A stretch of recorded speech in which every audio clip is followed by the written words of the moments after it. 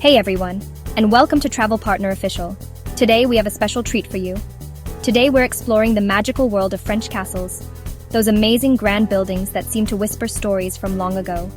These castles are not just structures, they are living pieces of history, each with its own unique charm and tale to tell. If you've ever dreamed of walking through beautiful gardens fit for a king or queen, you're in for a treat. Imagine strolling through perfectly manicured gardens, with the scent of blooming flowers in the air, and the sound of birds chirping in the background. Or looking out at the countryside from a high tower, where you can see miles and miles of lush green landscape. It's like stepping into a fairy tale, where every corner holds a new surprise. Then this video is perfect for you. We'll take you on a journey through some of the most enchanting castles in France, where history and beauty come together in perfect harmony.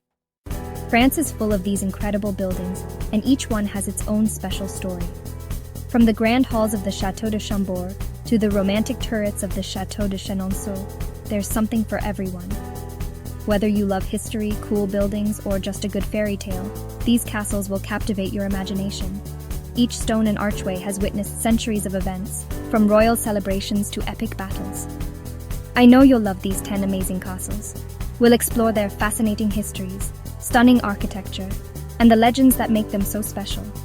Don't forget to subscribe to our channel and click the notification bell so you don't miss any of our travel adventures. We have so many exciting destinations to share with you, and we don't want you to miss a single one. Let's get ready, bring our imaginations, and start our journey. Pack your bags, put on your explorer's hat, and join us as we step into the enchanting world of France's fairy tale castles. Adventure awaits. Our first stop is the Loire Valley, home to the amazing Château de Chambord. This region is known for its stunning landscapes, rich history, and of course, its magnificent castles. The Château de Chambord stands out as a jewel among them, a true testament to the grandeur of the French Renaissance. Imagine a huge estate with a castle so big, it looks like it's from a storybook. The sprawling grounds are meticulously maintained, offering a picturesque setting that seems almost too perfect to be real. The castle itself is an architectural marvel, with its intricate designs and imposing structure. Chambord is a perfect example of French Renaissance architecture, with beautiful walls, towers, and a main tower designed by Leonardo da Vinci. The castle's facade is adorned with elaborate carvings and sculptures, each telling a story of its own. The influence of Italian Renaissance art is evident in every corner, blending seamlessly with French architectural traditions. Walk around the grounds and check out the famous double helix staircase.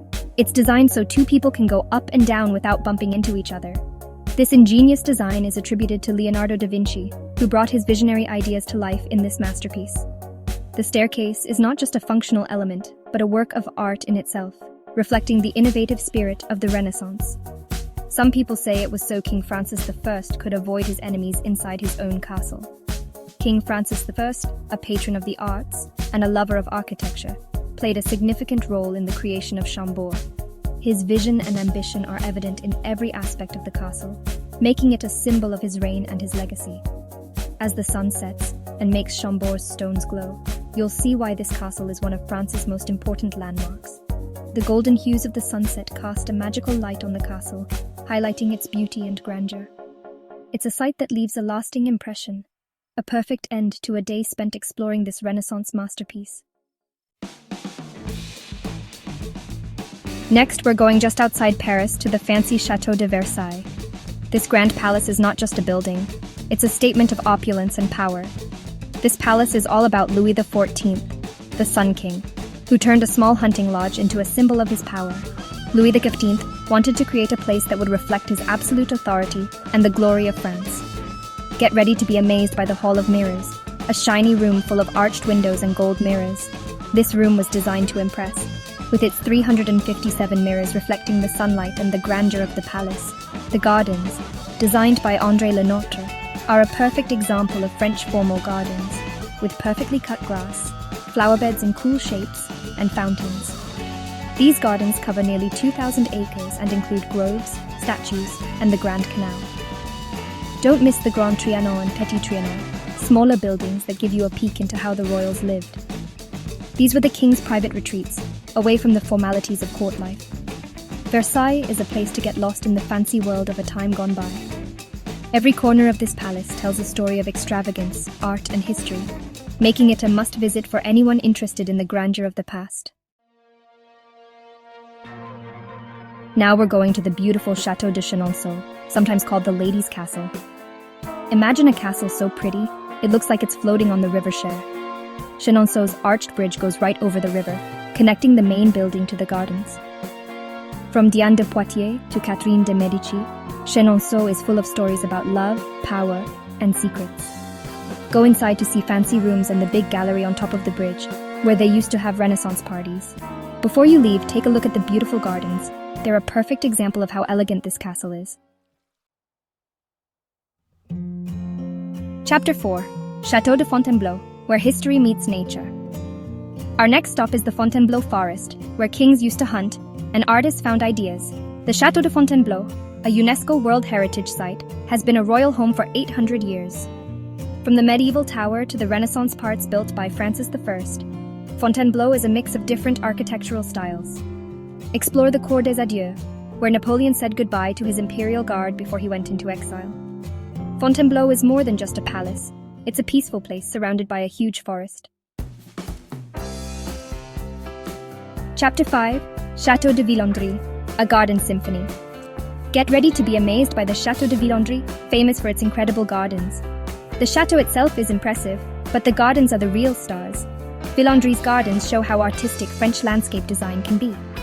It's a beautiful mix of nature and what people can create. The ornamental garden, water garden, kitchen garden, and sun garden are all beautiful and different. Villandry is considered one of the most beautiful gardens in the world. Chapter 6. Château de Chantilly, Equestrian Elegance and Artistic Treasures. Let's go to the Château de Chantilly, a grand estate all about horses and with a famous art collection. Chantilly looks like it's from a fairy tale, and it used to be home to princes and dukes. The Musée Condé has tons of paintings, sculptures, and old books. The great stables are now the living museum of the horse, where you can see horse shows. Don't forget to try Chantilly cream, a local treat they say was invented at the castle. Chapter 7. Château d'Amboise, Renaissance Splendor and Leonardo's Legacy. We're going to the Loire River, to the majestic Château d'Amboise. Amboise, a favorite home of King Charles VIII and King Francis I, is a beautiful example of French Renaissance architecture. Don't miss the Chapel of Saint-Hubert, where Leonardo da Vinci is buried. King Francis I invited Leonardo to live and work in France, and the artist spent his last years at the nearby Clos Luce. Today, Clos Luce is a museum about Leonardo's life and work. Chapter 8. Château de Pierrefonds, a fairy tale fortress restored to glory. Get ready to go back in time to a world of knights, princesses, and big battles at the Château de Pierrefonds. Pierrefonds, once a strong fort, was rebuilt by architect Viollet-le-Duc in the 1800s. Go inside to see medieval grandeur, with its big drawbridge and grand hall. Explore the castle's walls, walk around the battlements, and climb the towers for amazing views. Pierrefonds shows us how much we still love the Middle Ages. Chapter 9. Château de Haute-Königsbourg, a medieval sentinel in the Alsace. Let's go back to the Middle Ages in the Alsace region of France. Haute-Königsbourg, an important spot on a trade route, has seen lots of fighting and secrets over the years. Go inside to see medieval architecture, with its big keep and well-preserved living areas. Climb to the top of the keep for amazing views of Alsace. Haute-Königsbourg reminds us of the exciting history of this border region. Chapter 10. Château de Cheverny, a timeless classic and a Tintin connection. Our last stop is the Loire Valley at the elegant Château de Cheverny. Cheverny, unlike other castles in the area, was never destroyed or changed much. Go inside to see well-preserved rooms with fancy decorations and old furniture. The castle's kennels have over 100 hunting dogs. If you like Tintin, Cheverny will look familiar. Herge-based Marlinspike Hall on Cheverny. Outre au revoir and happy castle hopping. Well, everyone, that was a quick tour of 10 of France's most amazing castles. From the fancy Renaissance Chambord to the medieval Haute-Königsbourg, each castle shows us something special about French history, art, and architecture. If you liked this trip through France's fairy tale castles, give us a thumbs up and subscribe to our channel for more travel ideas. Tell us in the comments which castle you'd like to visit most. Remember, as you plan your own French adventure, Each castle has a story, a secret, and a memory waiting for you. So go explore and make your own fairy tale moments in France.